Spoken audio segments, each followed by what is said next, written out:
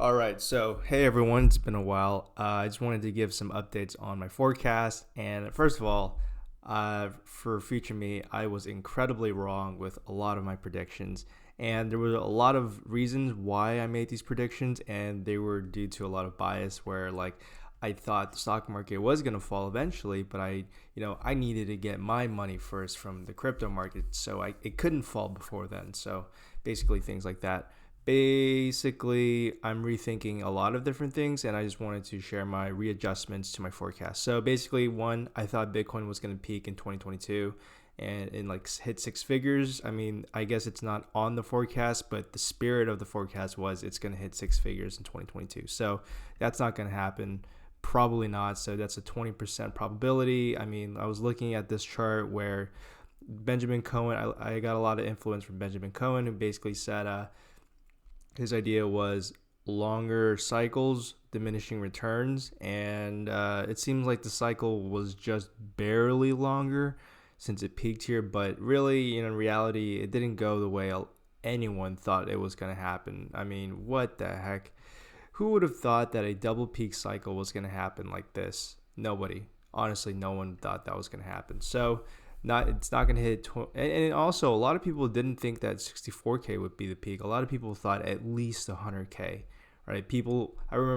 I remember people saying that as if it was going to happen, as if they were entitled it was going to happen, or as if they were entitled to it like I was. So it's not going to happen. So at least I got this one right. Bitcoin's peak price will not surpass this in 2022, 2023. This one, I'm going to leave it as it is because this is probably right.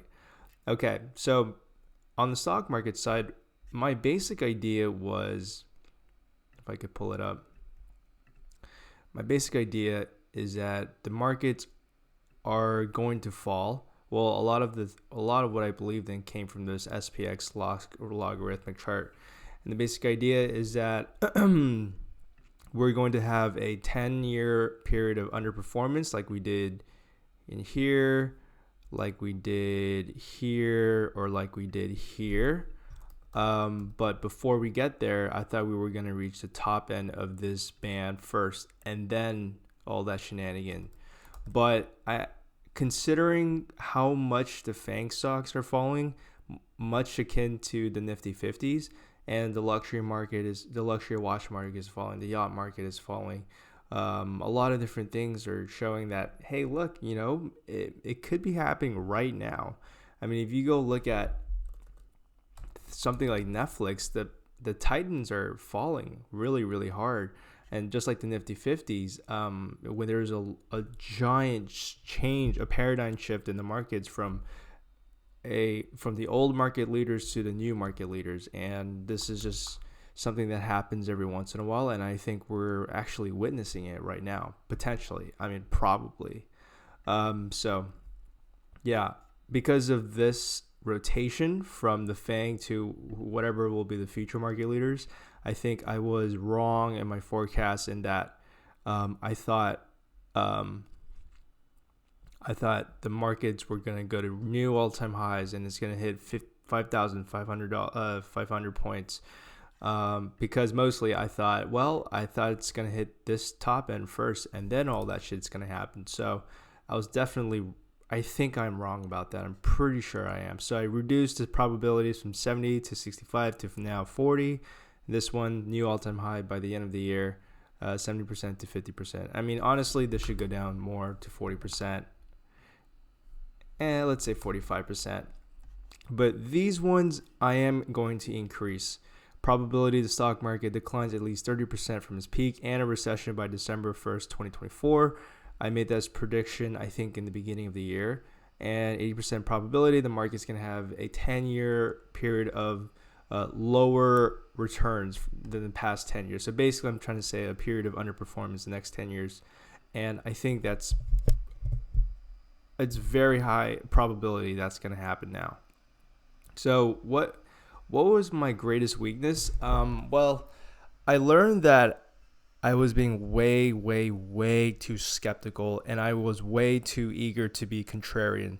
So I think I'm naturally a contrarian person, and so when everyone was saying inflation, I thought, maybe deflation.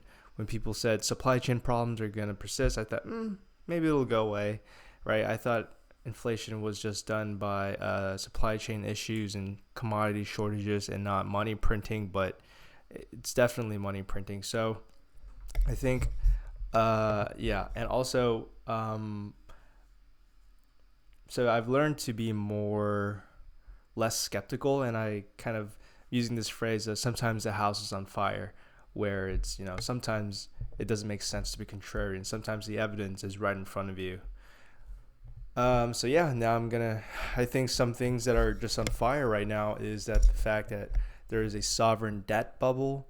We're going to enter a period of inflation just because we have been underinvesting in a lot of different stuff like commodities and supply chains.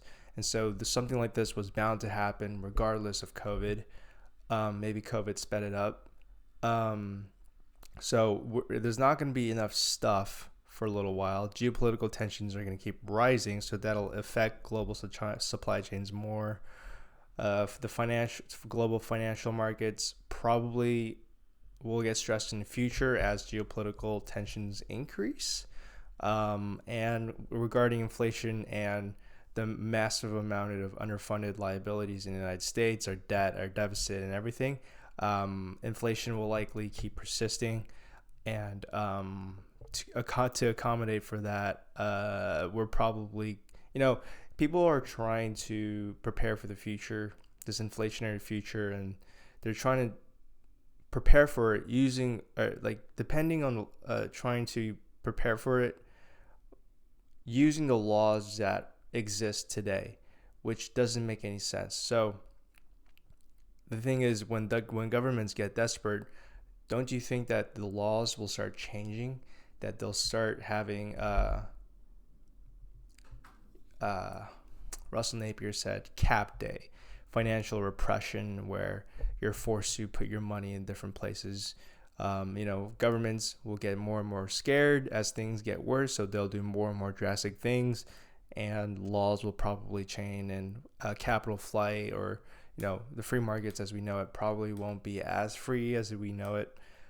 So a lot of things can change. Basically, what I'm trying to say is I have no idea what the heck is going to happen, and pretty much no one else does, but I don't know really what to do with it. But basically, a lot of things are going to change.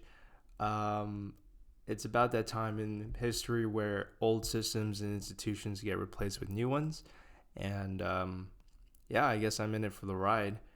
I guess it's going to be a kind of shitty 10-year period where a lot of stuff goes down. But after that, hopefully everything gets a lot better. Maybe 20 years. I don't know. But anyways, when it comes to the markets, I was definitely wrong. I was definitely wrong with this move. I thought we were going to go up higher like that and then this, but I think this downtrend, I think this is inevitable. I think that's going to happen, and I think I am right about that.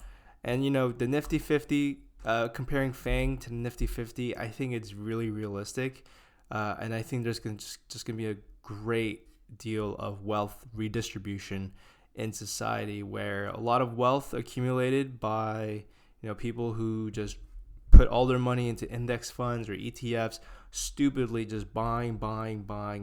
I think that way of doing things will eventually come to an end, where it is not the smart thing to do. Thus, around 10-ish years of period of underperformance in the stock market. And I think, there'll be different, a lot of things will change. I think that's the moral that I'm trying to save to myself right now.